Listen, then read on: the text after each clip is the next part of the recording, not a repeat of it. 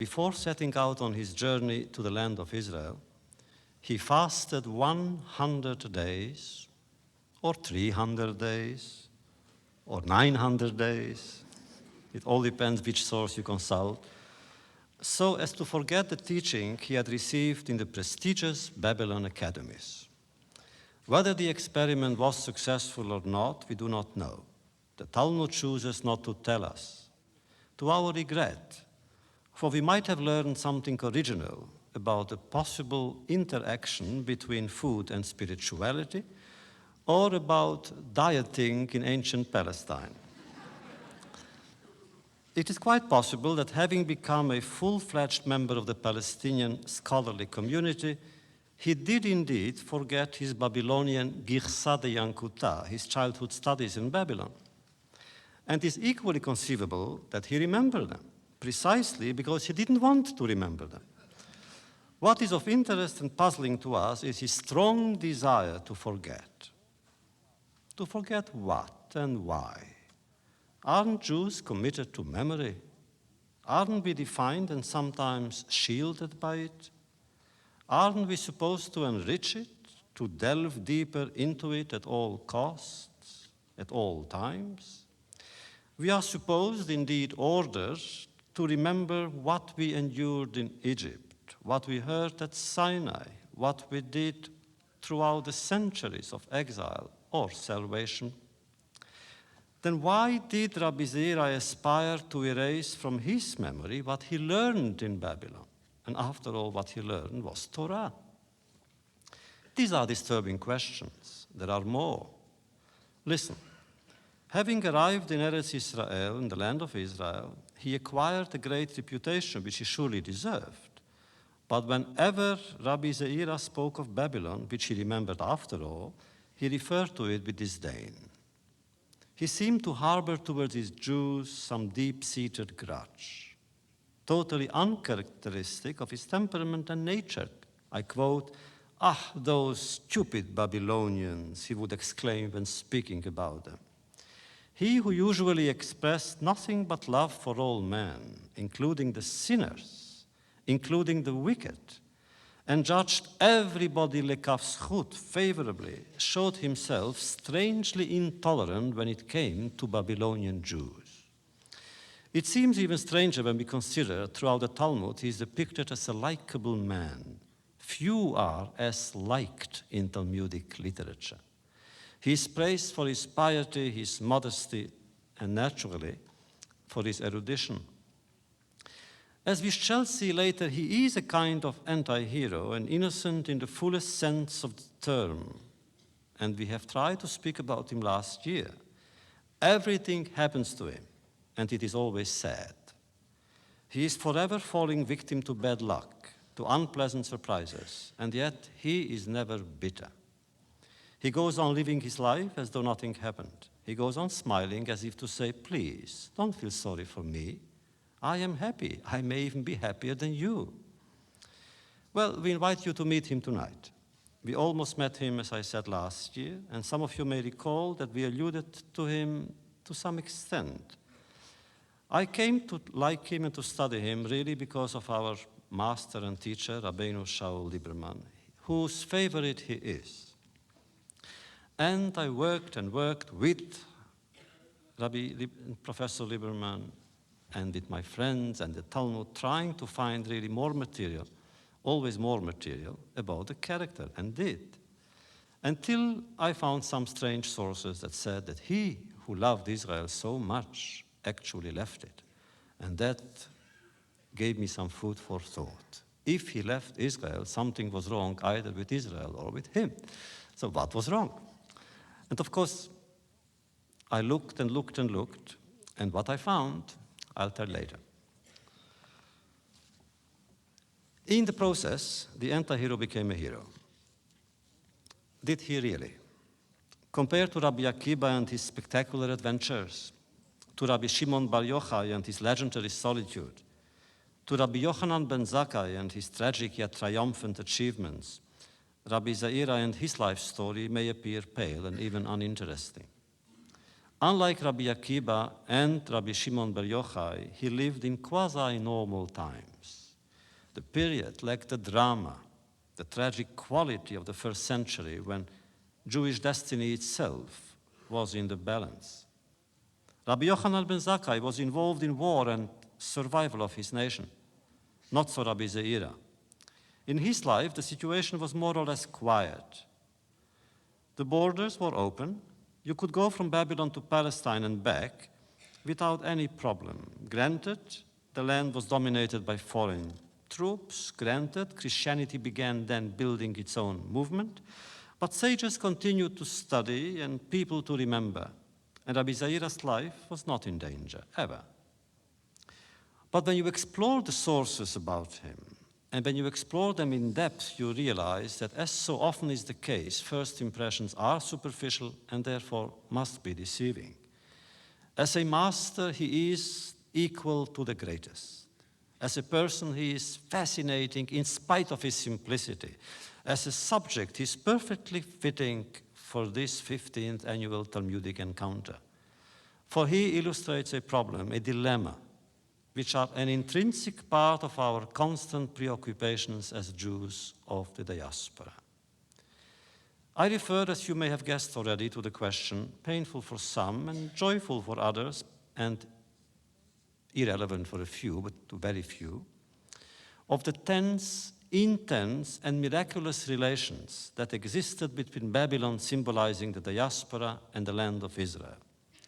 These two communities, these two notions, these two endeavors, these two modes of life and ideas and allegiance, can they in any imaginable way be reconciled, or are they to remain forever incompatible?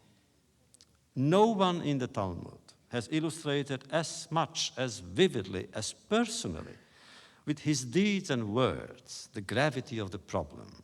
Where is the solution to be found? In harmony or in divorce? To celebrate the study of Talmud Yerushalmi and Talmud Bavli, the Babylonian and the Palestinian Talmud, we intend tonight, therefore, to follow Rabbi Zeira in his travels. We shall smile with him, but not at him. We shall listen to his teachers on both sides of the visible and the invisible frontier. We shall witness with him, and thanks to him, the magnificent explosion of Jewish thought. We shall admire the tenacity of Jewish need for integrity and Jewish quest for truth, despite endless temptations and persecutions. We shall follow him into the stimulating and dazzling universe of Talmud, of Talmudic study, and these two words are strange words because they have the same meaning. What does it mean? It means the study of the study. But there, in the Talmud, time ceases to exist as obstacle and emerges as haven for scholars and disciples who, through the fiery vehicle of words, of language, strive and often succeed with tolerance and friendship to rebuild within our collective memory a sacred temple in honor of God and his children. The Bible has no beginning, but the Talmud has no end. I mean, no official end. Rav Ashi concluded the editing of the Talmud, but refrained from sealing it. And he did so on purpose, to allow us to continue for centuries and centuries and beyond. Every one of us may, while studying its obscure passages and illuminating tales, link our soul to its own and see its destiny as our own. The Talmud, therefore, is always written in the present tense. And that is why we study Talmud with such passion. And that is why you need passion to study it. And that is why our enemies have, throughout generations of suspicion and hostility, hated it and us with such passion.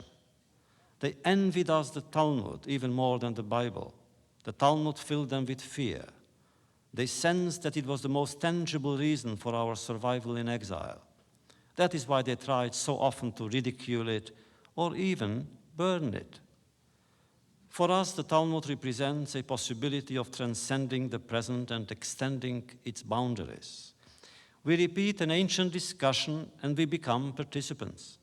We study the interpretations of old laws and customs, and they commit us today.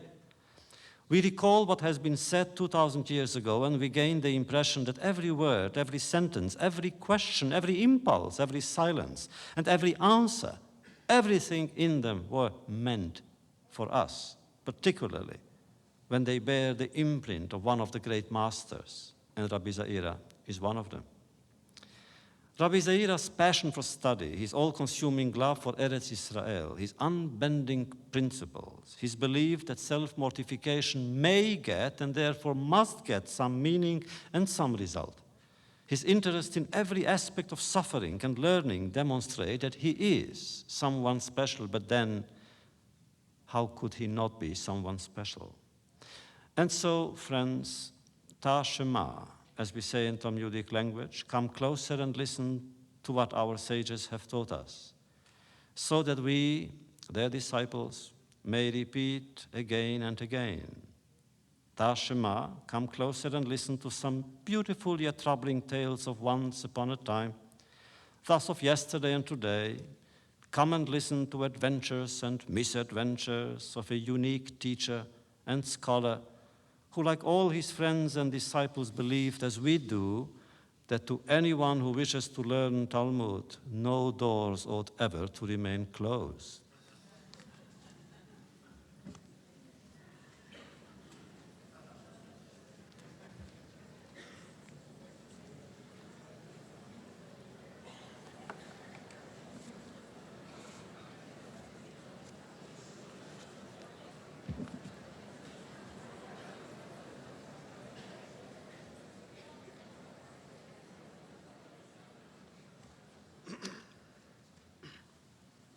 Let us listen to a story.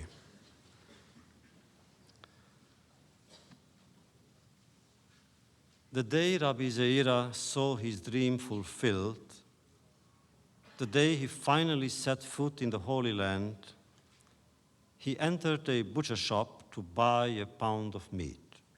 How much is it, he asked. 50 cents and one whiplash, said the butcher tongue-in-cheek. I'll give you 60 cents, but spare me the whiplash, answered Rabbi Zeira. Impossible, said the butcher. Our local custom has it that no one gets meat unless a whiplash is added to the price. Flabbergasted, Rabbi Zeira tried to bargain. I'll give you 70 cents, 80, 90. I'll give you 100. In vain. It was to be a package deal or no deal. In despair, and because he was hungry and also because he came from a physician, Rabbi Zeira accepted the whiplash and purchased his meat. Later in the day, he went to the house of study where he met the sages whom he had known by reputation and who knew him as well. You sure have weird customs in your community, he told them. They asked him to explain, and so he did. It seems impossible to get food here without being beaten up in the process. They were shocked and quickly dispatched messengers to fetch the butcher, only they arrived too late. His coffin was being carried out of his house. Convinced that it was Rabbi Zeira who had cursed and punished him, they turned to him and voiced their astonishment. Do you think that this practical joke deserved such harsh punishment? And Rabbi Zeira swore that he had nothing to do with it. I wasn't even angry at him, he said. I really believe that this is the local custom, and therefore I submitted without protest. What lessons may we draw from this evidently authentic episode? First, it is authentic. Firstly, that Rabbi Zeira did his own shopping.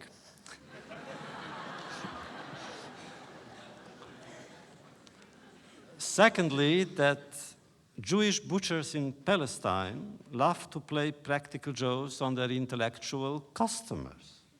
And thirdly, that Rabbi Zeira must have been a perfect target for everyone who wanted to play practical jokes, for he was excessively credulous, or hungry, or both.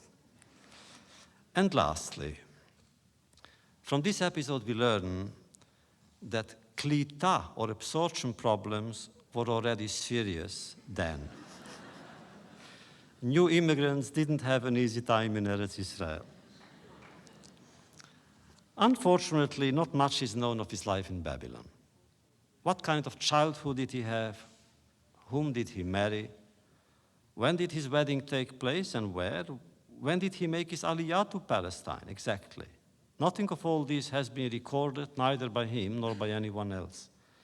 Perhaps he considered himself so unimportant that he didn't bother to talk about his private affairs.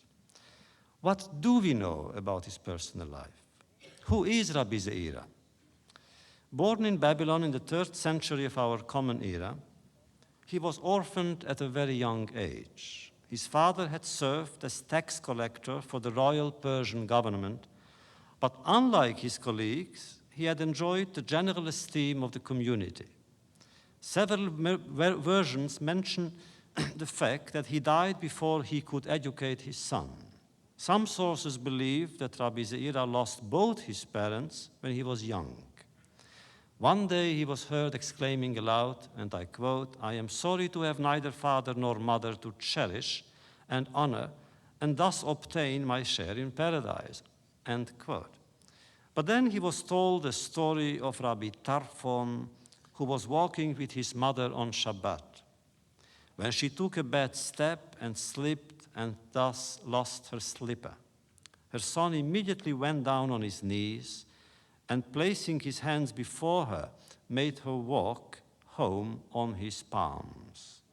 Commented our sages, had Rabbi Tarfon done that even 1,000 times, he would still not have shown half the respect a son owes to his mother.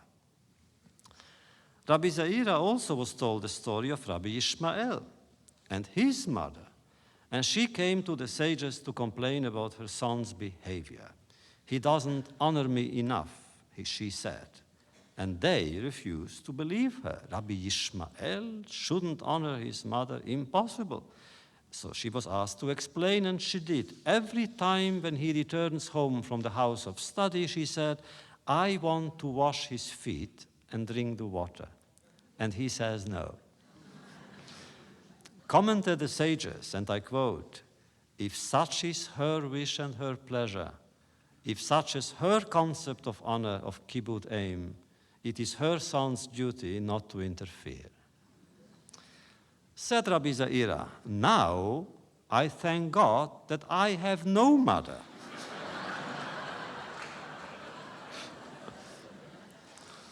And he too explained, "For I would never be able to do what Rabbi Tarfon did, nor endure what Rabbi Ishmael did." Zeira means little. Rabbi Zeira, therefore, you can imagine him, was small, weak, thin, of dark complexion. He was nicknamed in the Talmud Patya Uchma, which means a black pot. Another nickname that was given to him was Charichak Tin Shakya, the man with narrow shoulders or narrow hips. Also the singed one. Because he was physically unattractive, he got himself into trouble in places where he wasn't known. There are those who enjoy being cruel towards victims of nature's cruelty. Hunchbacks and dwarfs were held up to ridicule then even more than now. Of course, Talmudic legend makers explain his nicknames in their own way. One story has it that throughout his life, Rabbi Zeira feared hell and its flames, and he would pray not to be touched by them, and every month he would undergo a self-imposed test.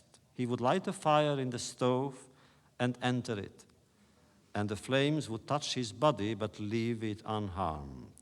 Then one day, certain sages, his colleagues, probably jealous of his immunity, gave him the evil eye, and divine protection was withdrawn from him, and the next time he tried, he was singed. What else are we told about his biography? That he was a Kohen, married, and the father of a son named Ahava or Achva, meaning love or brotherhood.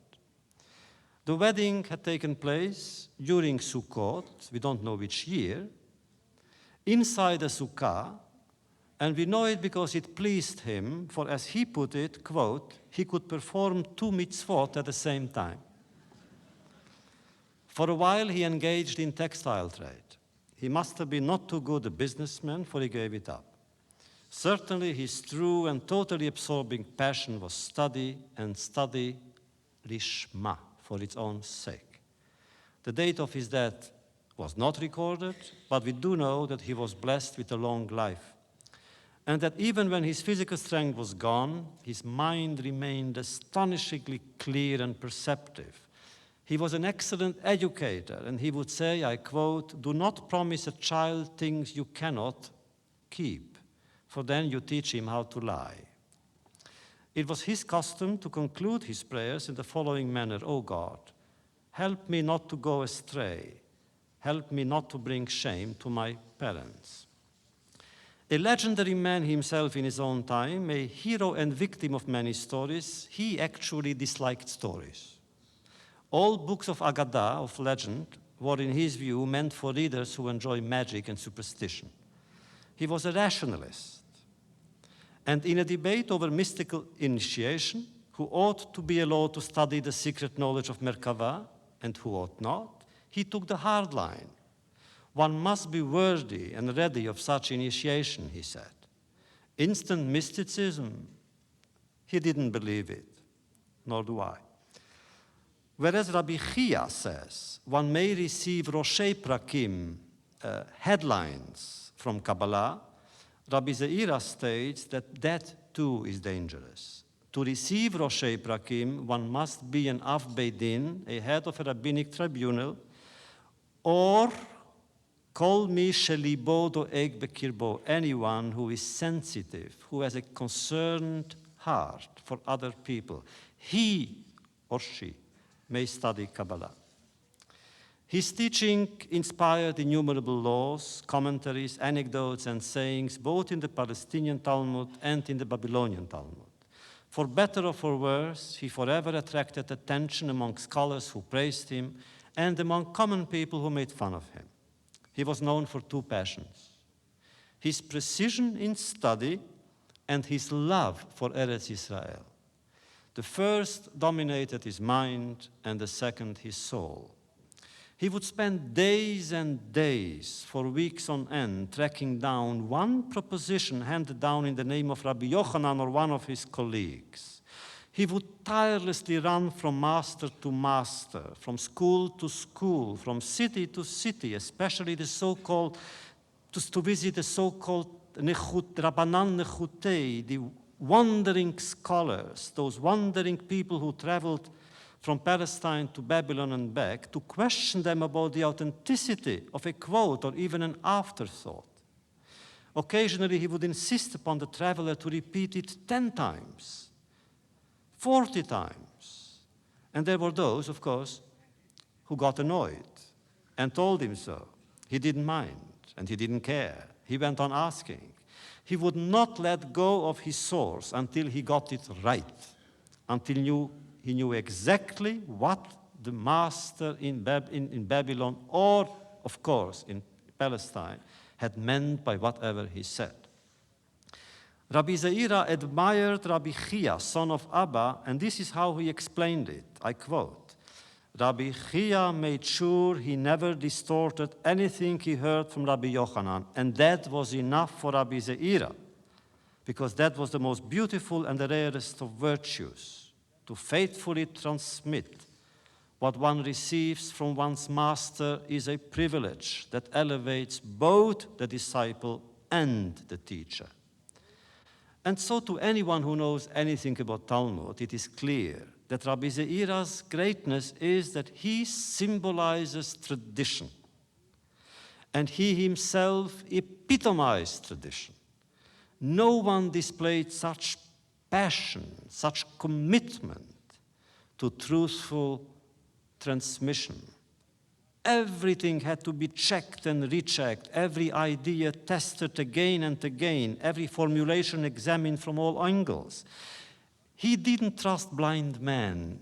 as vehicles of ideas or quotes. And he explained why. Because the blind man didn't see the person when the person said what the person was supposed to have said. He wanted the expression of the person, not only the voice and not only the words.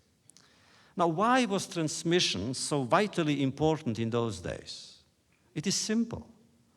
There were no books available then. I mean, no written books, no published volumes, only human beings. And they served as living libraries or encyclopedias. Yes, you could consult them, turn the pages, question them, and even annotate them. Were it not for those sages and their extraordinary recall capacities, the oral tradition might have gotten lost, and we needed it for our very survival. And that is why Rabbi Zeira was so careful, so analytical, so prudent when studying someone else's views. Because, remember, to print corrections or retractions, as some papers do today, or should do, was impossible then. And Rabbi Zeira believed that if we want to serve truth, we must communicate truth as it was. Actually, his two passions were linked to one another. One of the profound motivations for his wish to go and reside in Eretz Israel was to be able to study under Rabbi Yochanan, of whom we had spoken, I think, 2 years ago, and for whom he proclaimed boundless admiration.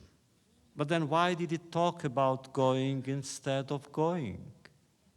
Why did he keep on singing his Zionism, his love for Eretz Israel, instead of joining those sages and scholars who picked themselves up and went there? He had a problem. His Babylonian teacher, the great Rabbi Yehuda, son of Rabbi Yecheskel, was against his aliyah, on principle. He believed that to go to the Holy Land before Messianic redemption was forbidden by Jewish law.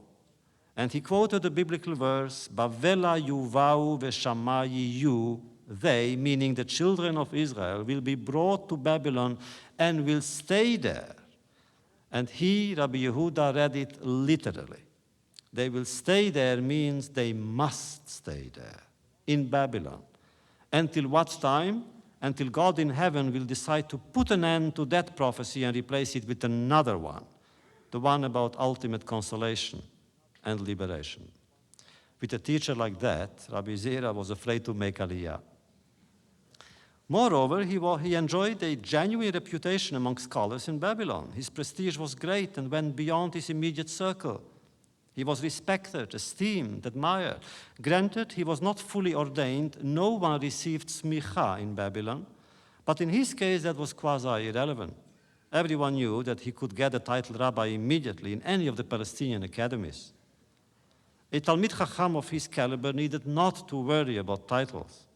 In fact, as we shall see later, he cared little about them even in Palestine. All that mattered to him was knowledge, the quest for truth.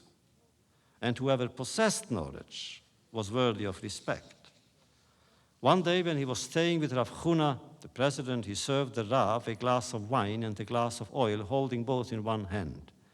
Rav Huna's son scolded him. Why don't you use your second hand? Has it been cut? Quote unquote. Rabbi Zeira, forever humble, chose not to answer.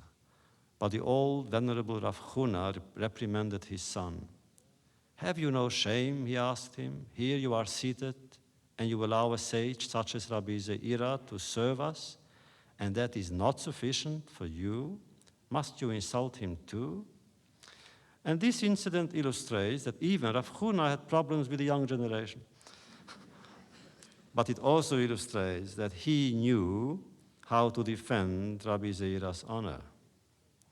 But then one day Rabbi Zeira finally made his decision. He would break all ties with exile. He would go on aliyah. But how would he go about informing his irascible teacher that he was leaving him? Several times he was on the edge of revealing his secret to him. At the last moment, he lacked the courage to begin. At the last moment, he would find an excuse to postpone the confrontation till later, always later, and weeks went by, and months, possibly years. The student couldn't tear himself away from his master, and then it happened. Rabbi Yehuda was taking a bath, And Rabbi Zeira came to announce his departure. And he heard the master giving instructions to the bath attendant what to hand him first, what to put on first. And Rabbi Zeira exclaimed almost in ecstasy, and I quote, "Had I come here only to learn that, it would have been worth my while." But if you read the text, you realize that was not the reason for his coming to the bath. He had come prepared for the last time to speak to his teacher, to tell him, to inform him of his irrevocable decision. But once again, he lacked the courage to do so. And once again, he left him without unburdening himself of his secret dream, of his burning desire. And so he left. He left Babylon without saying farewell to, and without receiving the blessing of, his unique and uniquely beloved and respected teacher. But he left him. At this point, perhaps we ought quickly to open parentheses and examine the situation of the Jews in Babylon and of their brethren in Palestine. And thus we shall have a better understanding of what Rabbi Zeira left behind and of what he was about to discover. The contact between the two communities had been maintained regularly, frequently for centuries, and to be more precise, since King Jehoiachin's exile. History has recorded the tragic events that followed. Nabuchodonosor and his legions invaded Judea, burned the temple, desecrated the sanctuary, and carried off the princes and warriors of the defeated Jewish army as prisoners and refugees. They settled in nostalgia and hope. Al Naharot Bavel Sham Yashavnu Gam Bachinu Bezochrenu et Zion. You remember the psalmist, by the waters of Babylon, there we sat, there we wept as we remembered Zion. Jerusalem is a city of ashes, but its children, uprooted and far away under the enemy's rule, learned how to build on memories a new temporary existence. In doing so, they followed Jeremiah's advice. In his famous letter to the exiled Jews in Babylon, the prophet told them to build houses and homes, to arrange weddings for their sons and daughters. In other words, not to yield to resignation, not to give in to despair, not to accept the enemy's victory as eternal or justified, but to transform waiting into a dream and suffering into a prayer, and prayer into creative expectation and faith. Live, Jeremiah told them. Live and celebrate life even when it seems somber. Wager on the future even when it beckons to you from the other side of darkness. And so the community in Babylon grew in numbers and in depth. It became a diaspora. When its leaders returned home after 70 years to rebuild the temple, many remained behind, unwilling to give up gains and possessions and friends perhaps they had acquired. And so the Jews of Babylon created their own centers of learning, their own spiritual fortress that later had an impact on the Jewish people everywhere, including at home. Generations came and vanished, empires changed rulers and systems, but Jewish life in Babylon continued. Persians succeeded Babylonians, upheavals followed upheavals, but in spite of the internal and external crises of endless turbulence, the Jewish community managed to keep its social structure alive. As long as Jews refrained from getting involved in political affairs, they could undertake any project and bring it to fruition. They enjoyed total freedom of practicing their religion, studying Torah and teaching it, as we shall see later. As far as faith was concerned, the government was tolerant. All it wanted from the Jews was their financial contributions to their campaigns, any campaigns. The Jews were so comfortable in Babylon that in spite of their fidelity to the Temple of Jerusalem, which they supported with considerable donations already then, they did not support the Jewish revolt against Rome, which began in the year 66. The military and political activities of their brothers in Judea were deemed foreign, and therefore they preferred not to take part in them, so as not to endanger their own well-being. Simply put, they had it too good in Babylon. It was kind of a golden age. Two brothers, both leaders, Anilai and Asinai, went so far as to establish their own sovereign province, and it actually lasted some 20 years. After the fall of Jerusalem, Babylon represented a natural center of attraction for a new wave of homeless and hopeless Jewish merchants, teachers, workers, and their families. Granted, the academies in Yavne, Lod, Sipporis, and Tiberias could glory, and did, in having elevated the level of intensity of study to dizzying heights in spite of Roman occupation. Yet the future seemed uncertain. It was enough for one Caesar to be assassinated by his heir, and they all were, for Judea to tremble. For the consequences of every shake-up at the top in Rome inevitably produced an ill effect on the decimated Jewish community in Palestine. Strange as it may sound, the situation in Babylon seemed more stable.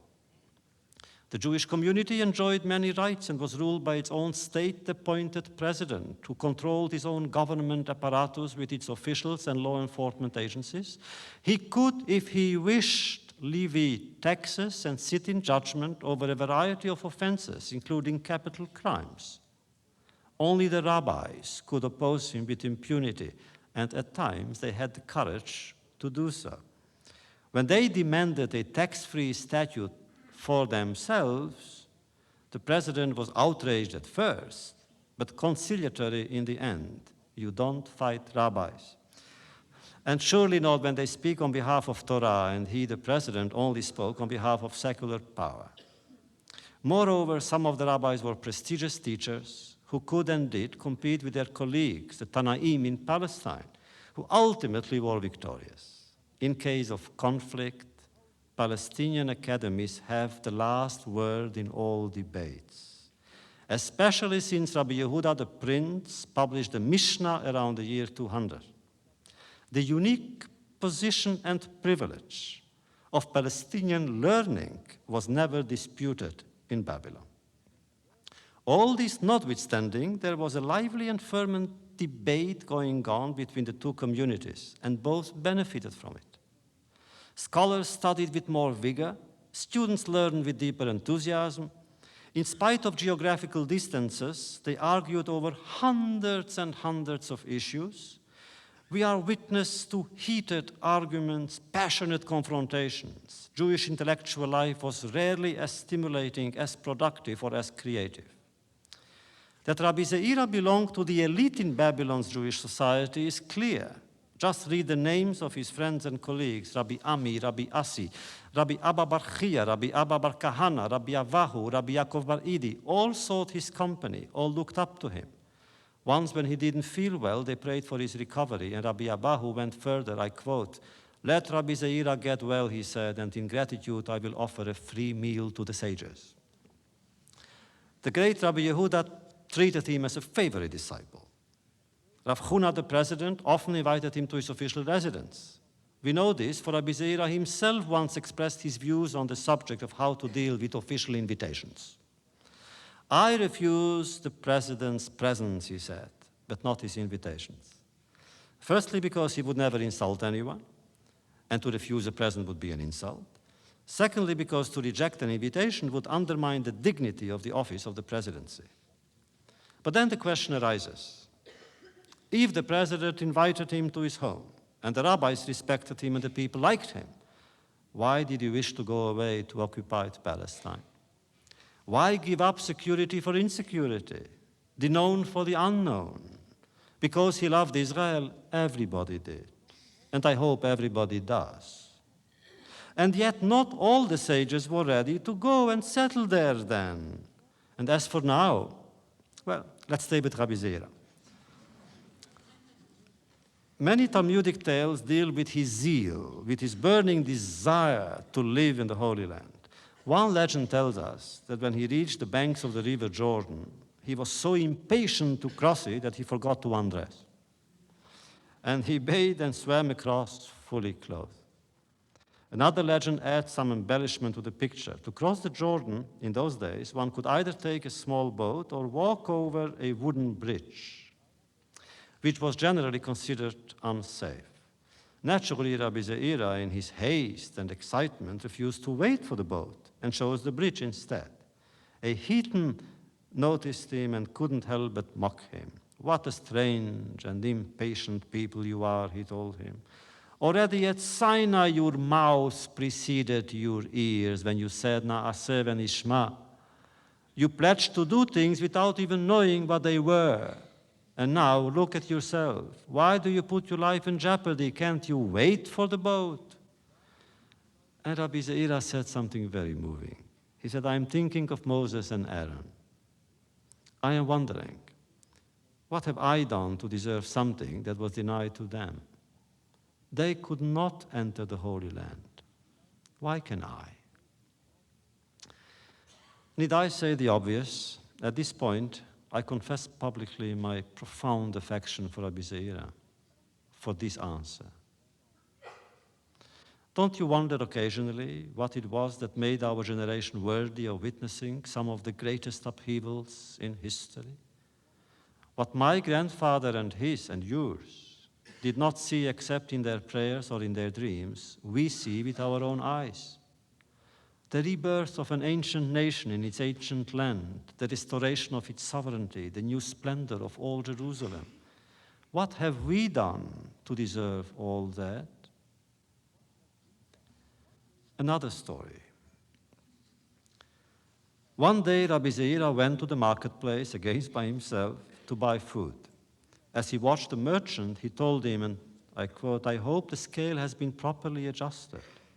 Whereupon the merchant reacted angrily. Go away, he shouted. Go away, Babylonian. It is your parents and theirs, your ancestors who destroyed the temple. Get out of my sight.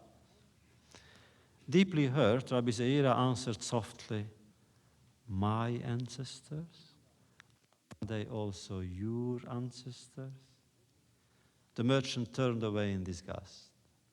Later in the day, Rabbi Zeira went to the house of study and listened to a lecture by Rabbi Sheila on Shir HaShirim, on the Song of Songs. And at one point, he heard the lecturer express a disturbing commentary. If all the Jews had left Babylon at the end of the first exile, the second temple would not have been destroyed. And Rabbi Zeira thought to himself, well, the merchant was right. Let us stop here again. With these two legends, we have reached the heart of the matter. Rabbi Zeira mirrors all the feelings, ambiguities, contradictions, endless fears, and highest hope and pride of all Jews who consider themselves always, eternally, totally linked to Israel, and yet permanently or temporarily also citizens of the diaspora. Our hesitations, our limitations, our burdens of guilt, but then also our aspirations, and then also our willingness to help, our self-sacrifice, our readiness, which must be there to come all the time to help our people there. It is already reflected in his life. Jerusalem versus Yavne, Yavne versus Surah. In that case, is there a place for the Jew in the diaspora? And if so, what is it? After all, none of us wants to play a role in general history. If at all, we want to have our place in Jewish history. What is that place? Rabbi Zeira asked himself these questions, and now it is up to his students and followers and disciples to do likewise. What really happened then? Remember, Ezra and Nehemiah, the greatest of the great, were fortunate enough to have been granted permission by Cyrus to return to Jerusalem and rebuild the temple in its splendor. But they are followed only by a minority. Why? How is it possible that there were Jews, many Jews, already then, 70 years after the destruction, that's all, who chose not to follow their great leaders and follow them back to Jerusalem? And now, skip 25 centuries and examine the situation in Eastern Europe. Not now, but then, a generation ago or two. For 1,000 years, the Jews had been told by every ruler, in every language, that they were unwanted, undesirable. And yet they clung to their exile. Most left only when they were thrown out. Why did they wait so long? Or take our own contemporaries. Let us be painfully honest and carry the thought to its however absurd conclusion. If the Jews of Babylon were co-responsible for the destruction of the Second Temple, what about our responsibility for what exists today in the world?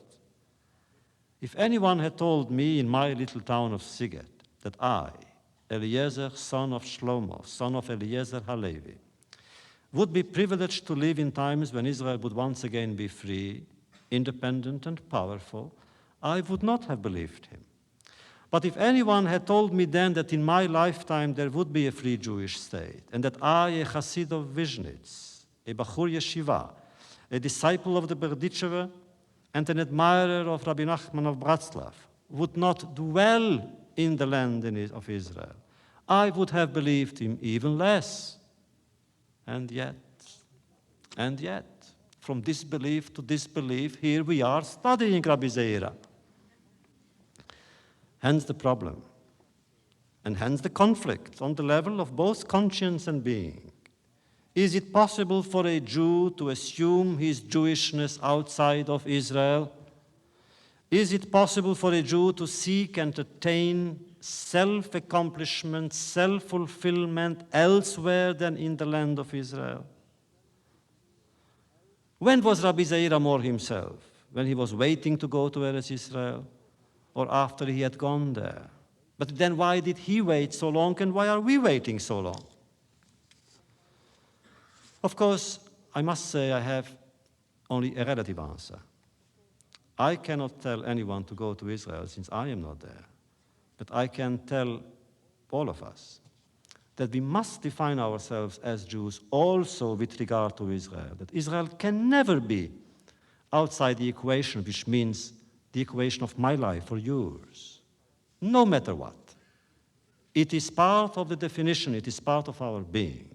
It is even part of our question, if it is not the question. But then I read some sources which disturbed me and made me look into Rabbi Zeira even more. Some sources suddenly said that Rabbi Zeira, the great hero, wasn't such a hero. True, he went to Israel. He went to the land of Israel. But then he went back to Babylon. I said, if he did go back to Babylon, then something is strange. Why did he? He already saw the truth. Why did he reject it? And he became then, to me, more than a Talmudic character. He became to me a subject for a literary investigation or for a psychological investigation. And I lived with Rabbi Zeira and with my wife for some time. What is it in Jewish mentality, in Jewish destiny, that moves many of us to choose dream over reality and prayer over realization? Is it that we are all incurably tainted with nostalgia? Is it the waiting that makes us Jewish? Are we really more attracted by the quest than by its goal? Are we so completely prisoners of our questions that we are afraid of the answers? Actually, Rabbi Zeira is somewhat less intriguing and less perplexing than his teacher Rabbi Yehuda. After all, Palestine with its academies would have welcomed him and his pupils with open arms. Why did they choose to stay in Babylon or Rome or Alexandria? What was it that held Rabbi Yehuda back? The biblical injunction. What was good enough for Ezra and Nehemiah was good enough for him and them and us. Moreover, had he decided to leave, most of his disciples would have joined him. Can you imagine the consequences? Can you imagine what would happen if all the teachers in today's diaspora, followed by all their students with all their families, would suddenly heed the call of Jerusalem? It is indeed unimaginable. And therefore, I am asking you as I am asking myself, why is it unimaginable? I know these are painful questions. Many masters lived in Babylon and stayed there. And more than one sage really went back to Babylon. Take, for instance, Rav. You know, the other side of Rav Shmuel, Rav, the pillar of the Talmud, Rabbi Zeira's teacher. He actually left his Palestine and went to Babylon. Rabbi Levi ben Sissi and many others. Why such a yerida? Why such defection? If indeed Avira de Ara Machkim, if the air of Eretz Israel makes you wiser, as Rabbi Zeira put it, why did they return to the less potent one abroad? Why did they go or return to Babylon only to taste briefly, fleetingly exile and servitude, so as to better appreciate Eretz Israel? Did they go to Babylon only for the pleasure of returning to the Holy Land? I have no answer. There may be one, but I don't know it. In religious terms, it's simple. For the members of Nature Karta, for example, the question doesn't even arise. All things are determined up in heaven, exile and return. Both depends on God's will. But for those of us who do not claim to possess such absolute certainties and strength or weaknesses, how do we orient ourselves at the crossroad? If we were to analyze the problem in metaphysical or historiosophical terms, we might conclude that the tension between the two communities would and should produce positive results. But does it? I wish it would. But I have never, I repeat, never heard so many Israelis complain so often, so vigorously, so bitterly against our non-aliyah as in the last 2 or 3 years. Can I blame them? Even if they blame us? Of course, I believe, and I do believe be'emunah shleima with my whole heart, that this is specific about our destiny, that we have to live in dialogue, that we have to question one another, help one another, as long as we are waiting for the Messiah. But what do we do in the meantime? Who is right? Rabbi Zeira, yes. Rabbi Zeira is always right. But what about his long wait? True, he did put an end by going to Palestine, but he waited. Well, we are also waiting. Well, perhaps therein may reside the great secret of Rabbi Zeira. He taught us both the art of waiting and the necessity of acting. True, he waited, but at one point he left. He said that he had seen in his dreams that he was not to go to Eretz Israel as long as his sins were not forgiven. Does this apply to us too? Possibly. We believe that since we are waiting, we must do something with our waiting. And to be Jewish means to wait for the coming of the Messiah, yes? The Messiah who shall confer meaning and melody to every word and every song and every impulse. Rabbi Zeira is right now when he is in Palestine, just as he was right then, before he went to Palestine. Does it sound like a contradiction? I am not afraid of contradictions. Rabbi Zeira had reasons to leave Babylon, and Rabbi Yehuda had arguments for staying there. He was needed in Babylon, and so were the other sages and teachers like him. They were needed to erect monuments in time and in words, when monuments in places, geographically, however holy, were trampled and reduced to rubble. Rabbi Yehuda never claimed that the Babylonian academies were meant to replace those in Eretz Israel, but on the contrary, that they were to serve as their echo and their extension. Just as Yavne never aspired to take the place of Jerusalem, Sura never thought to serve as substitute for Tziporis or Tiberias. In Jewish history, everything is connected, as in a concentric circle. We turn in the same direction, hoping to reach the inner point, the center itself, which conceals what is eternal in creation. In other words, to attain fulfillment as part of mankind, a Jew must work and live in symbiosis with his or her people. His or her individual project must encompass the community and not exclude it. Does that mean that we must at all times unconditionally support the philosophies and the policies of the government of Israel? Well, that's too explosive an area for me. Let me stay clear of the minefield of politics. But I do believe that at all times we must defend Israel. But it is still easier to return to our hero of tonight's tales, the shy and marvelously naive Rabbi Zeira, whose own adjustment to Eretz Israel gave birth to many stories and many difficulties. The butcher is cruel to him, the merchant is angry, he suffers as a newcomer, quickly forgotten.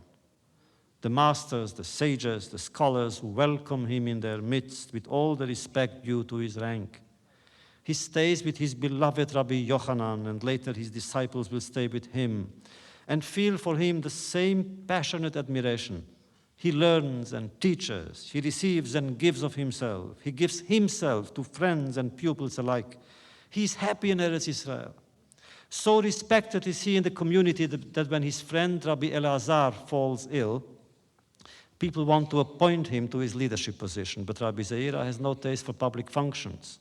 So instead, he undertakes another long fasting period, 100 days only, to pray for his friend's recovery.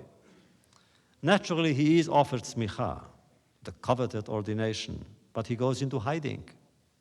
Excessive humility, at the end he accepted ordination and the compliments that go with it, only when he was told that when a person is ordained, all his sins are forgiven.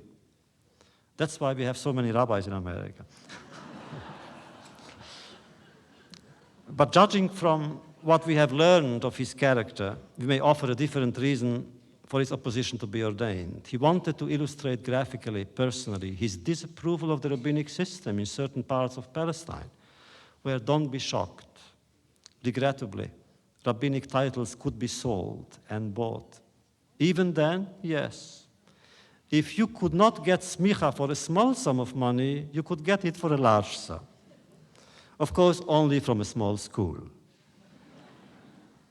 Clearly, for a man of integrity like Rabbi Zeira, this practice constituted supreme blasphemy. How could they peddle Torah for money? Torah can be neither sold nor bought. Torah offers itself freely only to all who offer themselves to her. As Rabbi Zeira's favorite disciple, Rabbi Yirmiyah ber Abba, once said, "Whoever consents to be a slave to the Torah in this world will be free in the world to come." Money for Torah, yes, but Torah for money, no. Listen to a characteristic incident. It took place in Tiberias. Rabbi Zeira and his friends were sitting in front of the house of study, chatting, when suddenly they noticed one of those, quote, false or phony rabbis passing by. "So let's pretend we are engaged in study," said one master, "and we won't have to stand up and pay respect to his title." "No," said Rabbi Zeira, "I refuse to pretend. I want him to know why I am not standing up." As is the case of other masters, Rabbi Zeira's life mirrors life around him. Every biography contains and becomes an element of history. As you study Rabbi Zeira, you learn much about his times. From his attitudes to laws, you will know which of the people obeyed them and which disobeyed them. That there was corruption in all social circles, political and spiritual, we know. Corruption accompanies power, and in those times rabbis had power. But that is but a detail and of marginal importance. Generally speaking, the milieu of Torah was remarkably pure and dominated by an absolute commitment to justice and truth and friendship. Friendship above all, always, we must remember that. The tolerance of the sages towards another, even when they disagree, it is remarkable. And we find it nowhere in the world except in this extraordinary Talmudic tradition. Rabbi Zeira was particularly known for his human virtues. Straight yet compassionate, unbending yet charitable, he was called the Babylonian Chassid. He prayed a lot and fasted a lot. A poignant and charming parable is told about him. The average person ought not to annoy his or her employer with too many demands, he said. But with God it is the opposite. The more we turn to him, the better he likes it. Variation on the same theme, and I quote, "When a person receives a guest, he offers him a bed for the night. If the guest comes back, he will be given a chair. If he comes back a third time, he'll get a bench. If he still comes back a fourth time, he'll be shown the door." With God, it's different, says Rabbi Zeira. The more often you return to him, the closer he draws you. The Talmud teaches us a certain law about prayer. Whoever forgot to say his Ma'arif prayer and remembered it in bed can stay in bed. That is the law, marvelously lenient and understanding. However, once it happened to Rabbi Zeira. While in bed, he remembered that he had forgotten to recite Ma'arif. So out of respect for the law, he stayed in bed. But out of love of prayer, he couldn't fall asleep all night. When Rabbi Zeira was already an old man, he would walk leaning on Rabbi Yirmiyah or Rabbi Chagai, and one day they noticed a man who passed with a load of firewood. Please, he said, bring me a chip to clean my teeth. But then he changed his mind. Don't, he said. If everybody took a chip, the man's load would disappear. Comments the Jerusalem Talmud, not that Rabbi Zeira was so exceedingly pious, but he wanted to warn people to observe the commandments of Torah. In other words, one must serve as an example, as does the Creator of man. In those times when a public fast was proclaimed, the holy scrolls of the law would be brought into the street and ash placed inside, as a sign of contrition and mourning. When Rabbi Zeira would see the Torah in such state of abandonment, he would shiver with every fiber of his being. He apparently had also a refined sense of humor occasionally. One day he attended a meeting where his peers discussed the coming of the Messiah. And he turned to them and said, please, I beg you to stop, for it is because of your talking that he is not coming. And he explained, haven't we learned from our sages that the Messiah will come behesach hadat, inadvertently? He will come when nobody pays any attention. He also said, people who run to hear a lecturer are rewarded for having run, since few will understand anyway. Once when Rabbi Abba raised a judicial question, Rabbi Zeira turned to his disciple and said, whoever knows the answer will get a glass of very special wine. 2 pupils raised their hands. There goes my wine, said the master. Another time he was asked to give his opinion on a matter that as usual opposed the house of Shammai to the school of Hillel. And he said, if I were not afraid to push my head in the middle of 2 lions in full fight, I would answer you, but... And he didn't answer. There exists a weird story about him in the treatise of Megillah, which we studied last week. It was Purim, and Rabbi Zeira, according to custom, got drunk. Being Rabbi Zeira, who wanted always to do the mitzvah very well, he got very drunk. But he wasn't alone. His friend Rabbi was with him. Had they gone beyond the permissible stage of intoxication? Had they reached ecstasy, perhaps? In the spirit of Ad Deloyada, Rabbi seized a knife and cut his friend's throat. Rabbi Zeira fainted and died. It was not until the following morning that Rabbi realized what he had done. So he did what he could, he prayed, and miraculously brought Rabbi Zeira back to life. A year later, they were together again celebrating Purim. And Rabbi ordered drinks, but Rabbi Zeira refused. He said, enough, he said. Miracles don't occur every day. He lived a long life, so much so that his disciples wanted to know what was his secret. And he said, he gave an answer. He said, I never lost my temper. I never envied anyone. I never walked 4 steps without tefillin and Torah. I never reflected on divine matters in unholy places. I never napped in the house of study, not even accidentally, and I never ridiculed a colleague. His respect for people can be illustrated by the law on leprosy. Surely you know the law according to the Bible. If a house is contaminated, the priest must inspect it before declaring it worthy or unworthy of being occupied. However, if the house is dark, one must not open the windows for inspection.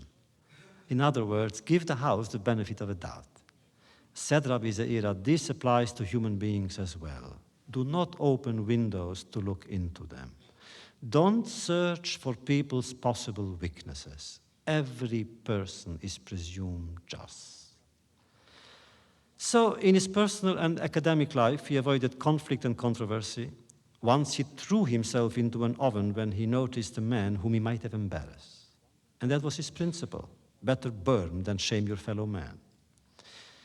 Being a Kohen, He was not allowed to participate in funerals except twice. Once, he was forced to participate in the funeral of the president, and the second time when he was asked to deliver the eulogy of Rabbi Abin Bar Chia, who had tragically died at a young age. He was 28. And Rabbi Zeira began with a parable. Once upon a time, he said, the king hired workers to take care of his vineyard, but chose one of them after 2 hours to walk at his side and talk and talk. Yet in the evening, he paid them all the same salary, and some complained. We worked hard all day, whereas he left after 2 hours to chat with you. Why such favoritism? Said the king, what you have done in 1 day, he did in 2 hours. And that, said Rabbi Zeira, was true of Rabbi Abin as well. In 28 years, he accumulated knowledge that old sages could not absorb in 100 years. But then there comes a time when one can no longer digest ideas and concepts and impressions. There does come a time when the body is heavy and the mind is tired. What does one do then? How does one fulfill the mitzvah of study when one is too old to search deeply for the magic beauty of a hidden clue left by earlier generations of scholars and pupils? Rabbi Zeira found a way. He would go and sit at the entrance to the house of study and rise before those sages who could still study, as though to teach us yet another lesson. To respect those who respect Torah is but another form of showing respect to Torah. When did he die? At what age? We don't know. We do know that he had prayed to God not to survive his friend Rabbi Yehuda ben Yecheskel. He did not want to live in a world without friendship. We also know that both died within 1 month from one another. At one point, he felt death approaching. He prepared himself and his friends to be ready. He ordered his disciples not to mourn him, so as not to interrupt their study, and especially not to organize the customary mourner's meal for the next day. Because in those days, such meals were part of the funeral ceremony. We forget that. Strangely enough, the blessings that were recited at the funerals are the same one hears at weddings, with a certain change. Instead of saying, for instance, Baruch mesameach chatan vekala, blessed thou he who rejoices the groom and the bride, they said, Baruch menachem avelim, blessed be he who consoles the mourners. Why was this ritual abolished? Because too often some guests got drunk. Anyway, Rabbi Zeira died an old man. Who attended the funeral? Was his son still alive? Were there other members of his family? An anonymous speaker delivered a eulogy, and its brief content has been recorded in our chronicles. I quote, Babylon gave him birth, Eretz Israel educated him with love, and woe to Tiberias, which has lost its most precious jewel. It is said that his death was mourned in the underworld as well. Coarse men, Reshaim, and wicked men, says the Talmud, are quoted as having lamented aloud, and I quote, as long as he was alive, he would spend time with us and beseech divine mercy on our behalf. Now that he is gone, who will intercede for us in heaven? Need we add that Talmudic sages were not too pleased with him associating with persons of poor reputation? The text says so explicitly, but he did not care. God has many children, and if God loves them, why shouldn't he? And if God doesn't, why shouldn't he? And so we suddenly realized that at times Rabbi Zeira did stand up to his peers and spoke up to defend his principles and his friends, whoever they may be, and above all, to plead for Israel, as we must all plead. And let us not worry if we are accused of loving Israel too much. If we are accused, and rightly so it is, we don't love Israel enough. And those who may use our love for Israel as a reason to hate us, they hate us anyway. And those who may produce more anti-Semitism I no longer believe is a Jewish problem. It's their problem. We shall go on, but how they will go on hating when all hate generates self-hate, I don't know. This too I learned from Rabbi Zeira, for I have learned a lot from Rabbi Zeira since I began following him and loving him and studying him. Oh no, Zeira, small, he wasn't small at all. He was a giant. He was great. True, I had troubles with him in the beginning. Too good a man, too kind, too naive, too innocent, too passive. I couldn't discover his dark side. Is it possible really that he did go back to Babylon after all? I wished he did. I would have had a good story. Furthermore, there were the sources, a few sources. So I bothered all of my friends. What do you think? Did he go or didn't he go back? No, he did not. The time has come for us to take leave of Rabbi Zeira. And we do so with some measure of sadness. This unassuming sage who throughout his life sought to de-dramatize events and managed to flee the limelight, well, he caught our fancy. This eternal peacemaker who sincerely believed that no person is wicked, that evil doesn't exist, that one shouldn't even look for it. What would he say about our generation? About our waiting? About our lack of self-sacrifice? Would he order us to leave all windows closed? What would he say about us Zionists living away, but not estranged from Zion? I wish I could ask him, and I do. But I am not sure I understand his answer, not in this respect. At times, one senses a mystery in him, around him. His transparency must have been deceptive. Some areas of his personality remain impenetrable. Some commentators do believe that he became a Yored, but then I did check again and again with Shaul Lieberman. We went through all the sources, and we came to the conclusion that they were all wrong. Firstly, it would be out of character. A man who loved Israel so much wouldn't leave Israel. Secondly, there's only one quote that enabled some commentators to believe that he became a Yored. So with a man like Lieberman, we go from edition to edition, from printing to printing. We went through all the printed Talmuds, and we discovered that that quote contained a typographical error. He didn't leave Israel, but he died in Israel.